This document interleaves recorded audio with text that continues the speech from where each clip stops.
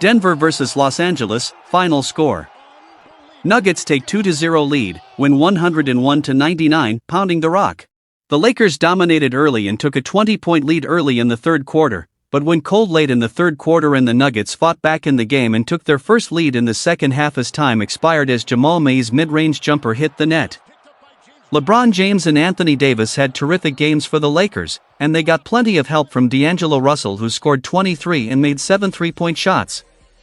The extended stretch from the middle of the third quarter to the middle of the fourth was a key time for the Nuggets as their bench outplayed the Lakers and kept them from scoring a baskets for most of the quarter.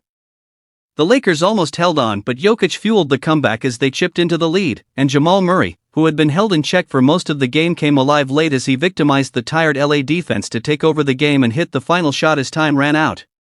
It was a great night for playoff basketball as the Lakers almost pulled off the upset. Be sure and read Gary's recap of the Sixers/Knicks game, because that was an amazing game, and the final minute was incredible to watch.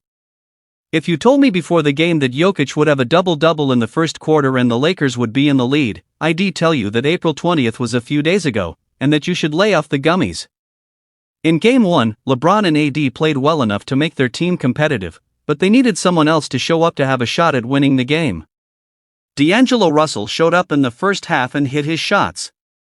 Jamal Crawford is a newish addition for the TNT broadcast team, and he was a bit of fresh air next to the bombastic Reggie Miller and ultra-smooth Kevin Harlan. Crawford had a level of insight into the game that was a refreshing departure from the usual commentator speak that is just focused on big plays. It actually made the viewing of the game more enjoyable as each of them brought different things to the table and it somehow worked well together. The pick and roll with LeBron and Anthony Davis was very effective as the Nuggets often ended up with Murray on AD in the paint for an easy layup. As the Nuggets tried to adjust to that, it just opened up shots for the other Lakers. D'Angelo Russell dropped his mouthpiece on the court in the third quarter, but picked it up and put it back in.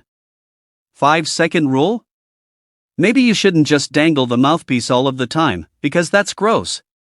The Lakers went cold in the latter part of the third quarter, and the Nuggets showed signs of life, but they missed quite a few shots as LA still held onto a 10-point lead going into the fourth.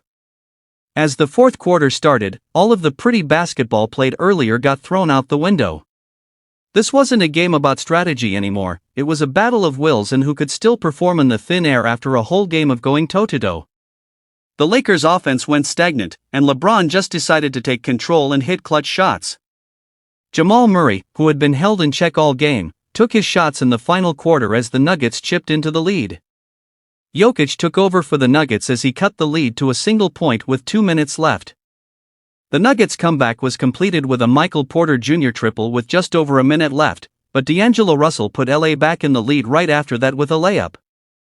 It was a back-and-forth battle in the last minute, but LA missed their last shot. Jamal May's buzzer beater iced the game for the Nuggets 101-99, but it wouldn't have been possible without Jokic's 27-point, 10-assist performance that made the game close enough for the heroics to matter. The Spurs don't play again until November, but if you like pro basketball, there's going to be a ton to watch this week, as the first round series get heated up. Almost all of the game ones were snoozers, but tonight's games were great. So far, no road team has won a game in the NBA playoffs.